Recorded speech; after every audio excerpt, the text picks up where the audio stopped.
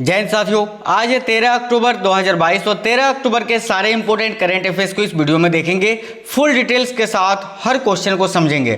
तो सभी साथी वीडियो को लाइक जरूर कर दीजिए, अपने सभी दोस्तों के साथ शेयर कर दीजिएगा। पहली बार अगर कोई भी साथी आए हैं तो चैनल को सब्सक्राइब करके बेल आइकन को ऑन कर लीजिएगा, जिससे आपको हर वीडियो की नोटिफिकेशन सबसे पहले मिले।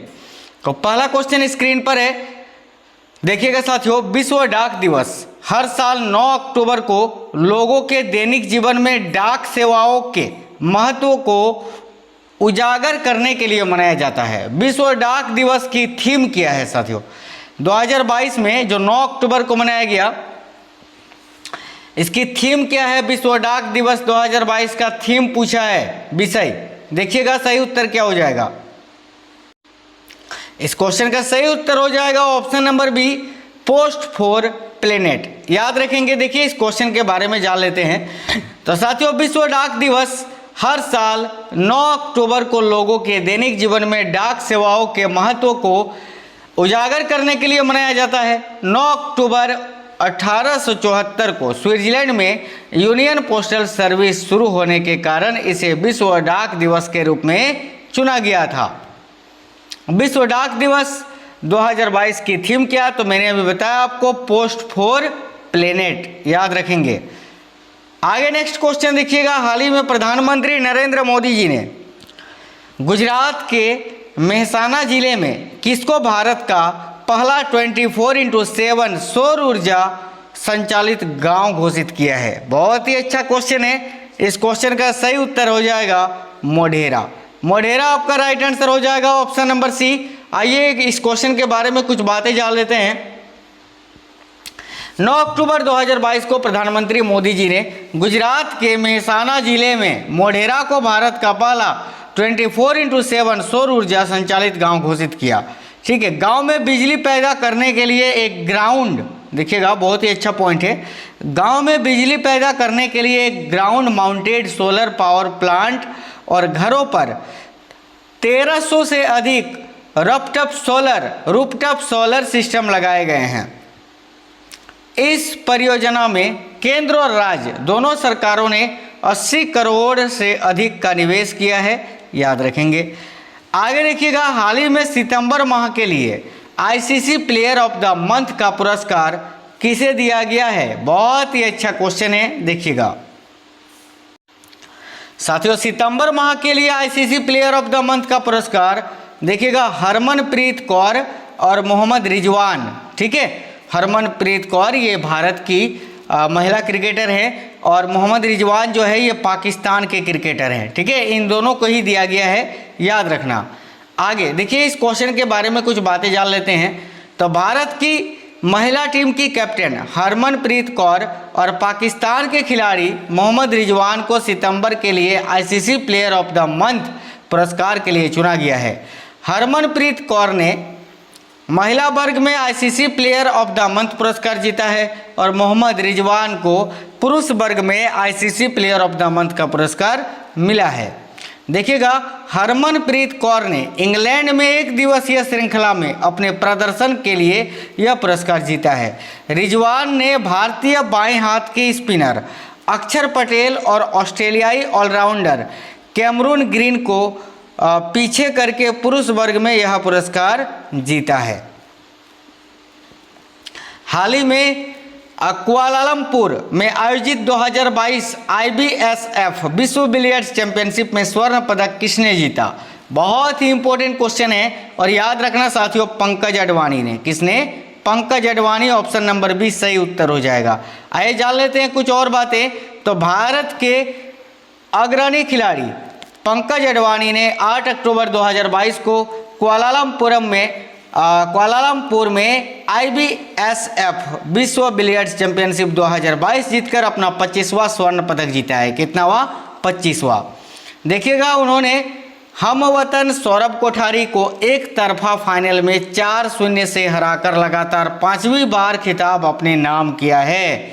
पंकज अडवाणी ने आखिरी बार 12 महीने पहले कतर में विश्व खिताब जीता था, जहां उन्होंने IBSF 6 red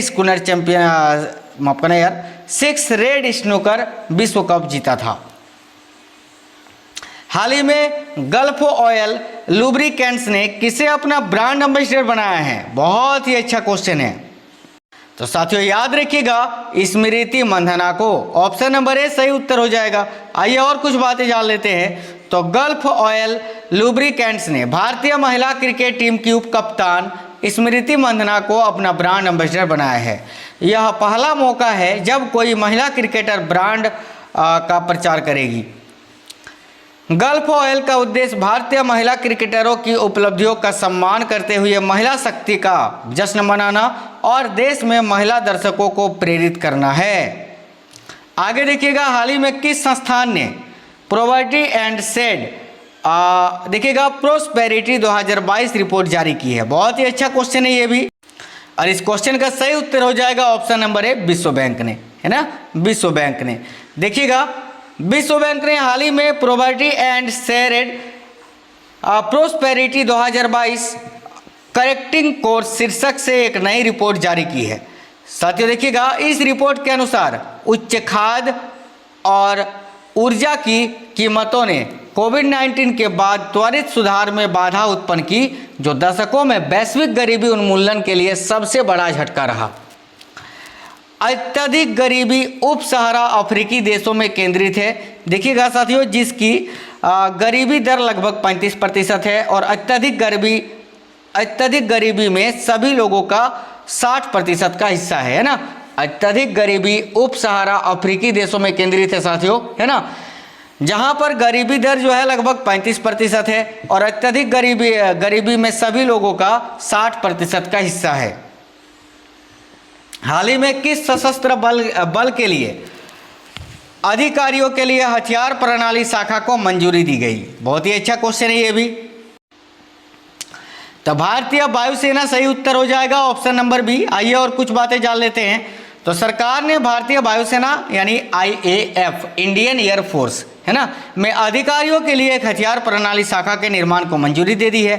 air chief marshal BR Chaudhari के अनुसार इस नई शाखा से सभी हथियार प्रणाली ऑपरेटरों का एक इकाई के तहत एकीकरण हो जाएगा और इससे सरकारी खजाने के लिए 3,400 करोड़ रुपए की बचत होगी।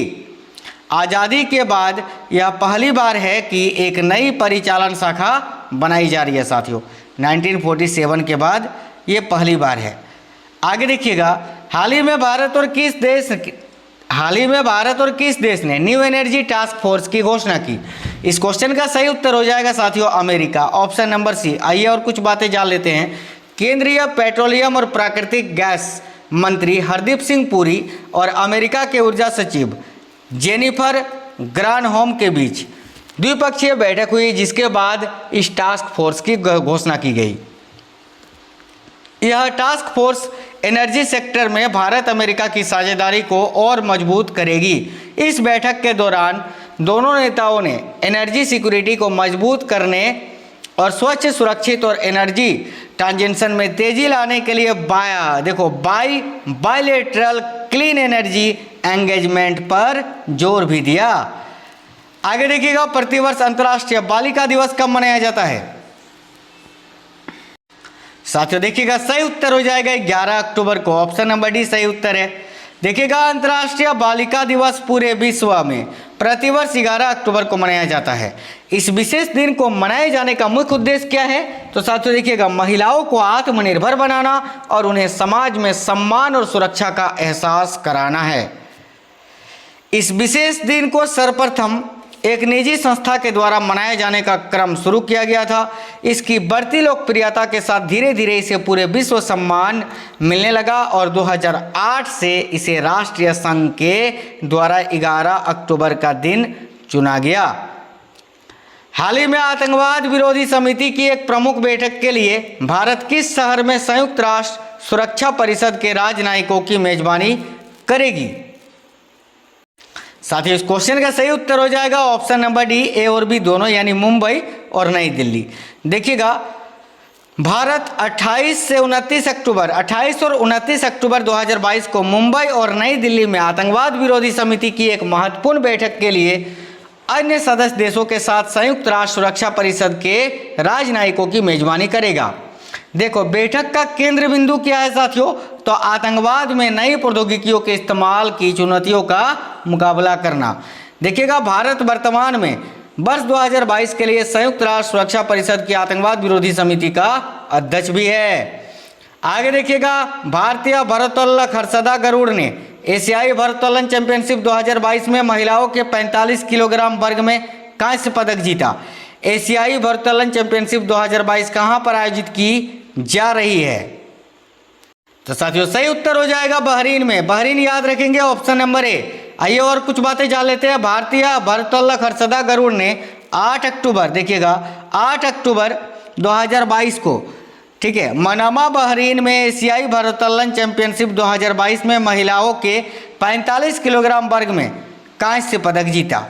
ठीक है, हर्षदा गरुड़ ने मैच में 68 केजी और क्लीन एंड जर्क में 84 केजी भार उठाकर कुल 152 किलोग्राम भार उठाया था, है ना। देखिएगा, एशियाई भारोत्तोलन चैंपियनशिप 2022 में 30 देशों के 187 एथलीट भाग ले रहे हैं, जिसका समापन 16 अक्टूबर को बहरीन में होगा। आगे देखिएगा, ये क्वेश्चन तो रिपीट हो गया है ना, ये क्वेश्चन रिपीट हो गया है, कोई बात नहीं, आगे देख लेते हैं। विश्व मानसिक स्वास्थ्य दिवस कब मनाया गया?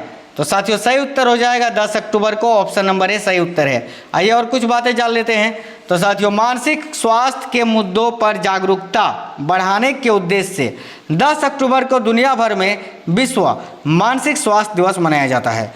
देखिएगा, मानसिक स्वास्थ्य और कल्याण से संबंधित, ठीक है, पहलों पर समर्थन हासिल करने के लिए यह दिन मनाया जाता है, यह भी आपको याद रखना है। देखिएगा, इस वर्ष विश्व मानसिक स्वास्थ्य अधिक महत्वपूर्ण है क्योंकि कोविड-19 ने लोगों के मानसिक स्वास्थ्य को प्रमुख रूप से प्रभावित किया है। यह दिवस पहली बार वर्ष 1992 में world federation for mental health की पहल पर मनाया गया था, यह भी आपको याद रखना है। हाल ही में विज्ञान और इंजीनियरिंग अनुसंधान बोर्ड का सचिव किसे नियुक्त किया गया है? तो साथियों याद आपको रखना है, देखिएगा, डॉक्टर अखिलेश गुप्ता जी को, यानी ऑप्शन नंबर 20 सही उत्तर हो जाएगा। ठीक है, देखिएगा साथियों, तब विज्ञान और प्रौद्योगिकी विभाग के वरिष्ठ सलाहकार डॉक्टर अखिलेश गुप्ता को विज्ञान और इंजीनियरिंग अनुसंधान बोर्ड का सचिव नियुक्त किया गया है। डॉक्टर गुप्ता ने डॉक्टर संदीप वर्मा का स्थान लिया है, जिन्होंने 7 अक्टूबर को अपना कार्यकाल पूरा किया था। देखिएगा साथियों, डॉक्टर गुप्ता नीति समन्वय और कार्यक्रम प्रबंधन प्रभाग के प्रमुख थे और DST में 5 राष्ट्रीय मिशनों को बनाए रखने के लिए राष्ट्रीय मिशन के समग्र प्रभारी भी थे। अब बारी है साथियों उस क्वेश्चन का जो आप लोगों के वीडियो के जो थंबनेल में था। ठीक है, देखो, जापानी फार्मूला 1 ग्रांड प्रिक्स 2022 को किसने जीता है? तो साथियों याद रखिएगा, मैक्स वर्स्टैपेन ने। ऑप्शन नंबर डी इस क्वेश्चन का सही उत्तर हो जाएगा। ठीक है, और एक चीज़ साथियों आपको बता दें, ये वीडियो आपको डेली का करंट अफेयर्स का डेली सवेरे 6 बजे अपलोड हो जाती है, तो आप लोग सबसे पहले इस वीडियो को देख लिया करिए। ठीक है, इस क्लास का, इस वीडियो का PDF आपको वीडियो के डिस्क्रिप्शन में मिल जाएगा, लिंक वहाँ से डाउनलोड कर लेना। ठीक है, टेलीग्राम चैनल ज्वाइन करके। अभी आप लोग सभी साथी इस वीडियो को लाइक कर देंगे, अपने सभी दोस्तों के साथ शेयर कर दीजिएगा। अगर कोई भी साथी पहली बार आए थे तो चैनल को सब्सक्राइब करके बेल आइकन ऑन कर लीजिएगा। मिलते हैं नेक्स्ट वीडियो में, तब तक स्वस्थ रहें। जय हिंद साथियों, वंदे मातरम।